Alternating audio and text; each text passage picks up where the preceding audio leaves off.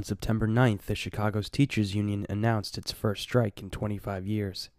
The teachers in the city of Chicago are at odds over issues such as pay, education funding, teacher evaluations, and class size. The strike will affect nearly 30,000 teachers and 350,000 students in the country's third largest school district. Teachers will picket at the city's over 600 schools, including the nearly 150 the city plans to keep open and staff with non-educators. This is Chicago Teachers Union President Karen Lewis. This is a difficult decision and one we hoped we could have avoided. Throughout these negotiations, we've remained hopeful but determined. We must do things differently in this city if we are to provide our students with the education they so rightfully deserve. Talks have been productive in many areas.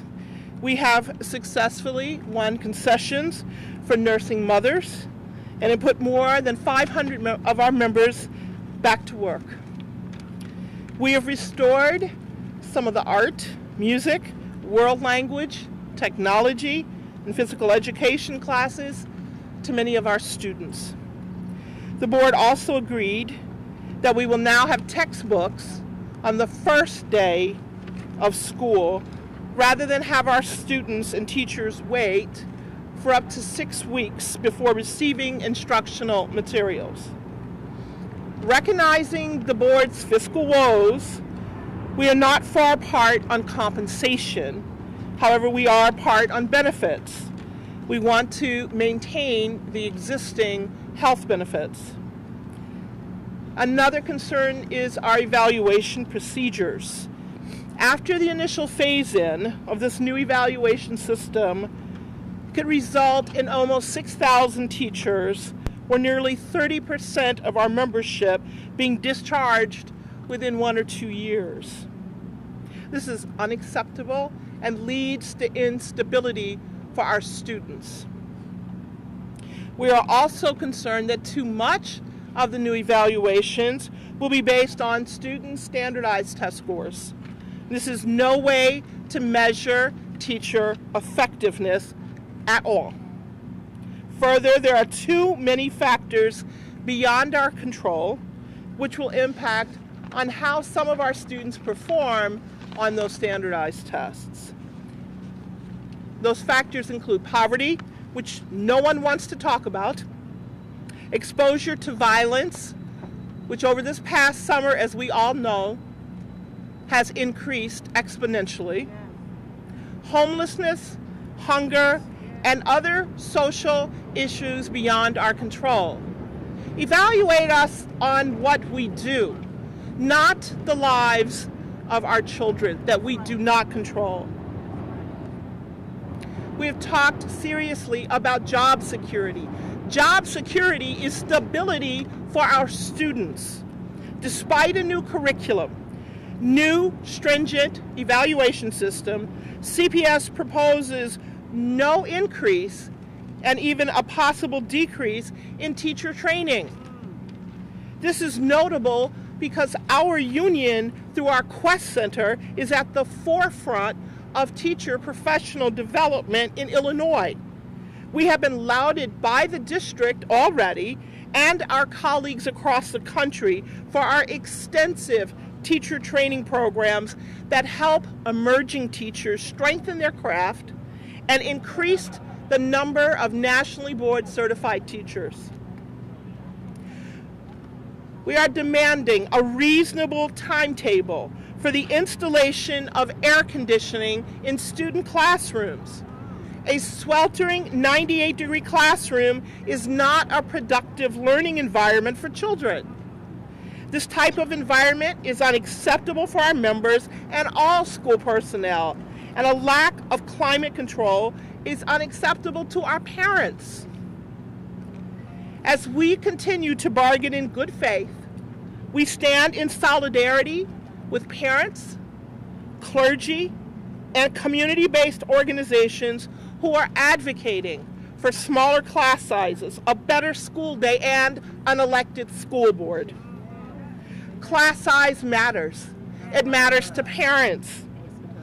In the third largest school district in Illinois, there are only 370 social workers, putting their caseloads at over 1,000 students each. We join them in their call for more social workers, counselors, audiovisual and hearing technicians, and school nurses. Our children are exposed to unprecedented levels of neighborhood violence and other social issues, so the fight for wraparound services is critically important to all of us. Our members will continue to support the groundswell of parent activism and grassroots engagement on these issues, and we hope the board will not shut these voices out. And while New Illinois prohibits us from striking over the recall of laid-off teachers and compensation for a longer school year, we do not intend to sign an agreement until all of the matters of our contract are addressed. All right. Again, we are committed to staying at the table until the contract is in place. However, in the morning, no CTU members will be inside our schools. We will walk the picket lines, we will talk to parents, we will talk to clergy, we will demand a fair contract today, we demand a fair contract now. And until there's one in place that our members will accept, we will be on the line. We stand in solidarity with our brothers and sisters throughout the state and the country who are currently bargaining for their own fair contracts. Most people don't understand it's not just Chicago, but it's filed intent to strike. So let's be clear. In Illinois, we have at least 5 AFT locals and 12 IEA locals.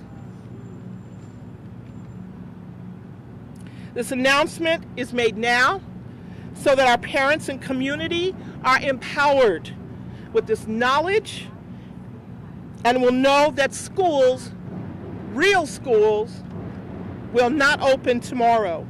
Please seek alternative care for your children. And we ask all of you to join us in our education justice fight for a fair contract and call on the mayor and CEO Brizard to settle this matter now. Thank you. In this election year, the strike may have national ramifications. Chicago Mayor Emanuel is President Obama's former chief of staff and was given a national platform to defend his education policies last week at the Democratic National Convention. For The Real News, this is Jessel Noor in Chicago.